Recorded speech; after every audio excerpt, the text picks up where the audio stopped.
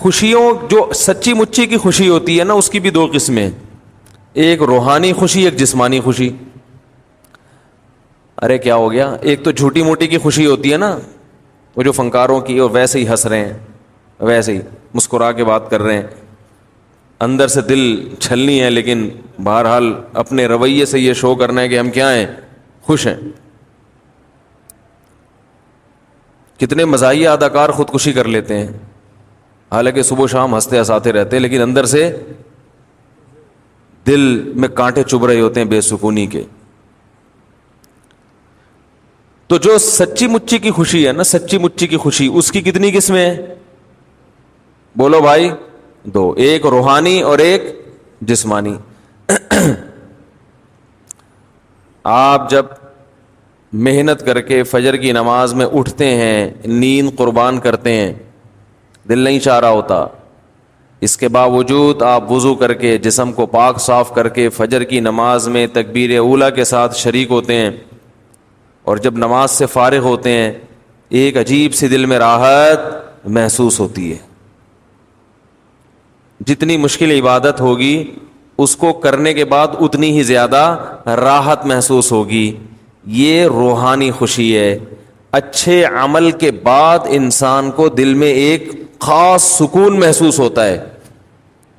اس سکون کو کیا کہتے ہیں؟ روحانی سکون۔ یہ والا سکون ہر ایک کو نہیں حاصل ہوتا، یہ انہی کو ہوتا ہے جن کی روح تھوڑی سی مضبوط ہو، روحانی قوت ہو ان میں، اور گناہ کرنے کے بعد روحانی طور پر انسان کو بے سکونی محسوس ہوتی ہے۔ روحانی طور پر بولو نا، کیا ہو گیا؟ بے سکونی، غلط کیا، کرتے ہوئے تو لطف آتا ہے گناہ میں، کرنے کے بعد ایک دل ملامت کرتا ہے، غلط کیا میں نے۔ کتنے لوگ ہیں قتل ہو جاتا ہے، قتل کے بعد شرمندہ ہوتے ہیں، غلط ہو گیا۔ ظلم کیا، ظلم کے بعد دل میں بے چینی شروع ہو گئی۔ یہ ان لوگوں کے ساتھ ہوتا ہے جن کے دل ابھی مکمل مردہ نہیں ہوئے ہوتے، ان میں کچھ نہ کچھ روحانی قوت باقی ہوتی ہے، شرمندہ ہو جاتے ہیں وہ۔ نبی صلی اللہ علیہ وسلم نے فرمایا کہ سب سے زیادہ حفاظت کس کی کرنی ہے؟ دل کی کرنی ہے۔ تو کیسے کرنی ہے؟ دل میں غیر کی محبت نہ آنے دو، ہوس نہ آنے دو، اس کی حفاظت کرو۔ دولت کی ہوس نہ آئے۔ کیسے آئے گی دولت کی ہوس؟ جمع کرتے رہنے سے۔ دولت کی ہوس نکلتی کیسے ہے؟ خرچ کرنے سے۔ اس کا الٹ چلنا شروع ہو جاؤ گے تو دولت کی ہوس نکل جائے گی۔ دنیا کی محبت کیسے آئے گی؟ دنیا کا سوچتے رہنے سے۔ ہر وقت ایسی ویڈیوز دیکھو، یہ ہر وقت ایسی ویڈیوز دیکھتے رہو گے نا، یہ پلاٹ، وہ پراپرٹی، یہ فلانا، یہ اتنے پیسے، یہ اس میں اتنے پیسے، تو دماغ خراب ہونا شروع، کھوپڑی آؤٹ ہوگی۔ ملے گا اتنا ہی جتنا اللہ نے مقدر میں لکھا ہوا ہے۔ یہ جو یوٹیوب پہ پیسے کمانے کے طریقے بتا رہے ہوتے ہیں نا، یہ اس لیے بتا رہے ہوتے ہیں ان کے پاس سارے طریقے ختم ہو جاتے ہیں پیسے کمانے کے۔ اب ایک طریقہ رہ جاتا ہے کہ پیسے کمانے کے طریقے بتا کے پیسہ کماؤ۔ کیا خیال ہے؟ ان میں سے اکثر، سب نہیں، اگر ان کے پاس پیسہ کمانے کا طریقہ ہوتا تو وہ طریقہ اختیار کر کے پیسہ کما رہے ہوتے، آپ کو کمانے کے مشورے بولو نہ دے رہے۔ جیسے عامل لوگ پیسہ کمانے کا وظیفہ بتاتے ہیں، اس لیے کہ ان کے پاس اور کوئی طریقہ خود ہے نہیں، تو وہ کہتے ہیں چلو وظیفے بتا کے پیسہ کماؤ۔ کیا خیال ہے؟ وظیفے بتا کے اس لیے پیسہ کما رہے ہوتے ہیں کہ وہ خود وظیفہ ان کے اوپر ناکام ہو چکا ہوتا ہے۔ اگر وہ وظیفہ پڑھ کے انہوں نے پیسہ کمایا ہوتا تو آپ کو بتا کے، وہ تو کمانے میں لگے ہوئے ہوتے۔ جو مصروف آدمی ہوتا ہے وہ وظیفے تھوڑی بتاتا ہے، وہ تو مصروف ہوتا ہے، وہ تو کمانے میں لگا ہوا ہے۔ بل گیٹ سے آپ پوچھیں کہ یار تو مجھے وظیفہ بتا، کہتا ہے ٹائم نہیں ہے بھائی، میں اتنے $1000 اور کما لوں گا۔ ہاں، جو بتا رہا ہے بیٹھ کے وہ اس لیے بتا رہا ہوتا ہے کہ اس کے پاس سارے وظیفے ناکام۔ اب وہ ایک ہی منجن بیچتا ہے کہ پیسے کمانے کے طریقوں کے وظیفے بتاؤ تاکہ کسی اور کے پاس آئے نہ آئے، میرے پاس تو آئے نا۔ اور امام شافعی کہتے ہیں، اور اگر تم نے یہ سنا کہ بدقسمت آدمی جس کے مقدر میں روزی نہیں ہے، وہ کنویں کے پاس آیا، اس کو پیاس لگ رہی تھی، اس نے کنویں کو لبا لب بھرا ہوا دیکھا، خوش ہو گیا، بھائی اب تو پانی ہی پانی، اب تو جاؤں گا پانی پی کے سیراب ہو جاؤں گا. یہ گیا اور پانی اسے دیکھ کے نیچے چلا گیا. سب پی رہے ہیں پانی, نیچے نہیں آ رہا پانی. یہ سب گیا کہ یار سب پی رہے ہیں اس کنویں سے تو مجھے بھی ملے گا. پانی اس کو دیکھ کے کہاں چلا گیا؟ نہیں, نیچے, تجھے نہیں ملے گا. تو امام شافعی کہتے ہیں مان لیا کر ایسے واقعات دنیا میں ہوتے ہیں. یہ تو ایک مثال ہے, تشبیہ ہے, بتانے کے لیے کہ بھائی رزق کے خزانے کس کے ہاتھ میں ہیں. تو یہ شریعت آپ کو سست کاہل نہیں بنا رہی کہ کمانا چھوڑ دیں.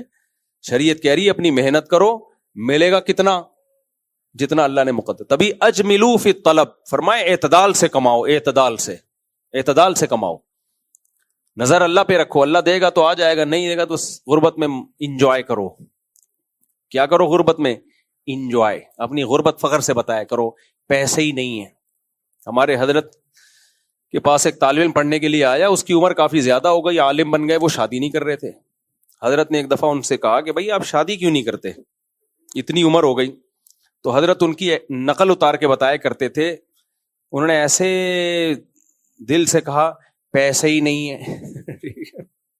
حضرت نے کہا شادی کیوں نہیں کرتے؟ پیسے ہی نہیں ہے. تو حضرت کو ان پہ غصہ آیا تھا, کیونکہ حضرت کا تقوی کا معیار بہت اونچا تھا.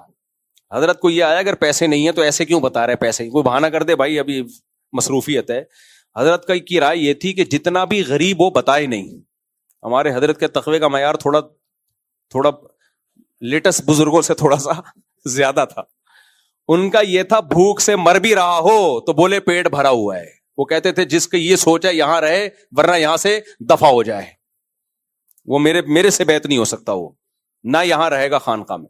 ان کے یہ تھا کہ مر رہے ہو بھوک سے, بالکل بھی پیسے نہیں ہے, جیب میں پتھر ڈال کے گھومو تاکہ لوگوں کو لگے اشرفیاں لے کے گھوم رہے.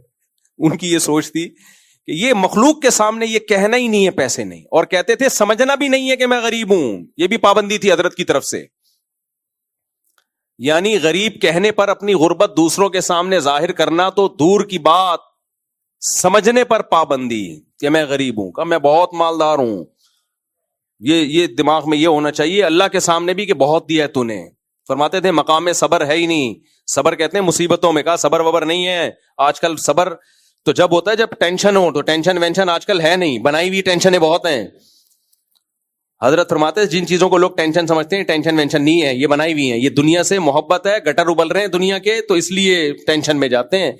دنیا کی محبت نہیں ہوگی تو بھائی اگر 24 گھنٹے میں ایک ٹائم بھی کچھ کھانے کو مل گیا تو بس بہت ہے. وہ حضرت کی رائے یہ تھی. تو حضرت فرماتے تھے کہ انتہائی شدید غربت میں بھی کیا کہے اللہ کا دیا, اور یہ ہوائی باتیں نہیں تھیں, حضرت نے خود اس پر عمل بھی کر کے دکھایا تھا. تو ہمارے حضرت کا تو یہ مزاج تھا کہ تبھی حضرت کو ان پہ غصہ آیا جب انہوں نے کہا نا پیسے ہی نہیں ہے. نیا آدمی ہوگا وہ کہے گا اس پہ غصے والی بات نہیں, بیچارے کے پاس نہیں ہے بھائی, کہاں سے شادی کرے گا جب کوئی غریب آدمی کو دیتا کون ہے؟ مسئلہ یہ ہے نا. قرآن نے یہ تو کہا ہے نکاح کرو گے اللہ برکت دے گا, تو قرآن نے تو اس کو کہا ہے نا. قرآن نے تو مرد کو کہا ہے کہ نکاح کرو اللہ برکت دے گا, لیکن لڑکی والوں کو تھوڑی کہا ہے کہ تم غریب کو دے دو. ان کا تو ایک اسٹینڈرڈ ہوتا ہے بھائی. تو یہ اللہ سے کہے گا اللہ میں تو کر رہا تھا لیکن کوئی دے ہی نہیں رہا تھا, جو نہ دے تو وہ ان کی مرضی ہے. ہاں تو کر لے گا تو پھر میں برکت دے دوں گا. تو پیسے ہی نہیں ہے, ٹھیک ہے نا. تو اب کوئی نیا بندہ بیٹھا ہوتا وہ کہتا ہے یار ایک بیچارے کے پاس پیسے نہیں ہے, اور حضرت کہہ رہی ہیں کتنا نالائق آدمی ہے, کہہ رہے پیسے ہی نہیں ہے. تو وجہ اس کی ہے کہ وہ صحبت اٹھائی نہیں, تو وہ باتیں سمجھ میں آئیں گی نہیں. نارمل آدمی کے لیے وہ باتیں مشکل ہیں, لیکن جو اہل اللہ ہوتے ہیں ان کو یہ باتیں بہت. حضرت مولانا تھانوی رحمۃ اللہ علیہ کو کسی نے خط لکھا, غالباً ڈاکٹر عبد الحی رحمہ اللہ تعالیٰ نے, ان کے خلیفہ تھے, بہت ساری پریشانیاں اپنی لکھی کیسے حالات ہیں. تو مولانا تھانوی نے کسی پریشانی کا جواب نہیں دیا, کوئی تسلی کی بات نہیں لکھی. کا افسوس کی بات ہے پورا خط ناشکریوں سے بھرا ہوا ہے. صحیح ہے, پورا خط ناشکری سے بھرا ہوا ہے. یہ باتیں کوئی نہیں بتائے گا.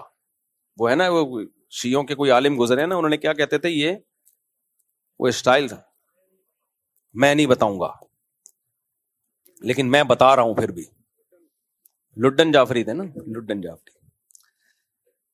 تو لیکن میں بتا رہا ہوں آپ دیکھ لو یار. تو جو یوٹیوب پہ پیسہ کمانے کا طریقہ بتا رہا ہے کمنٹس میں لکھا کرو خود کما لے. کچھ صحیح بھی ہوتے ہیں اس میں, میں ہر ایک کو غلط نہیں کہتا, لیکن میجورٹی بھائی فارغ ہے. تو اور پھر ہر طریقہ ہر ایک پر قرآن نے نا، دیکھو ہر چیز اللہ کی مشیت سے ہوتی ہے، یہ تو ایک طے شدہ بات ہے، لیکن جہاں پیسے کا ذکر آتا ہے اس بات کا اللہ بہت تذکرہ کرتے ہیں، جس کو چاہتا ہوں دیتا ہوں، جس سے چاہتا ہوں چھین لیتا ہوں.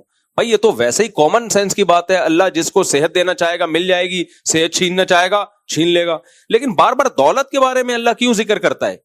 اس لیے کہ دولت میں اس کا بہت زیادہ دخل ہے، کہ بعض دفعہ بغیر محنت کے دولت چھپڑ پھاڑ کے آ جاتی ہے، اور بعض دفعہ سارے طریقے اختیار کر کے دیکھ لیے، یوٹیوب کے سارے کلپ دیکھ لیے، سب کچھ کر کے بھی وہیں کا وہیں. وہ ایک کلپ آیا تھا نا، ایک آدمی سے کسی نے انٹرویو لیا کہ بتاؤ بچپن کی زندگی اچھی تھی یا آج کی اچھی ہے؟ اس نے کہا بچپن اچھا تھا یار.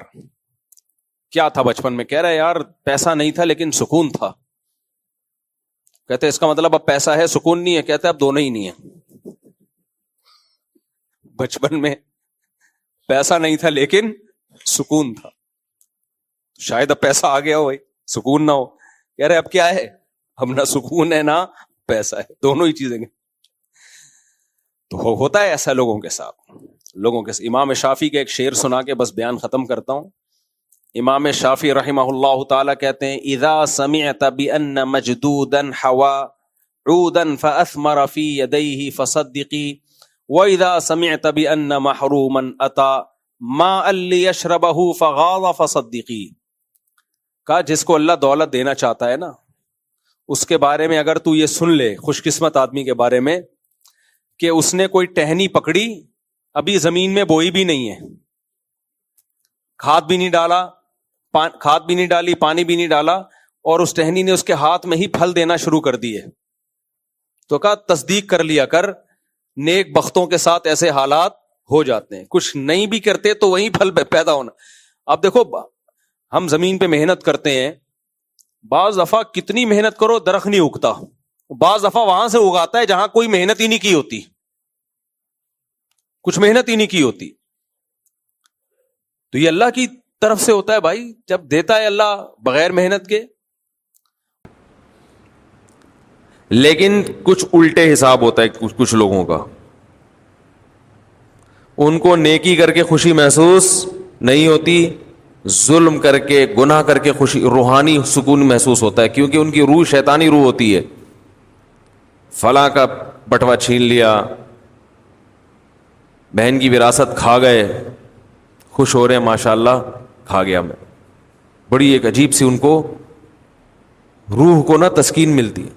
ہمارے جو سیاستدان ہیں ان پر یہ مثال بہترین طریقے سے، یہ جس دن لوگوں کا پیسہ کھائیں اس دن ان کو رات کو سکون کی نیند آتی ہے.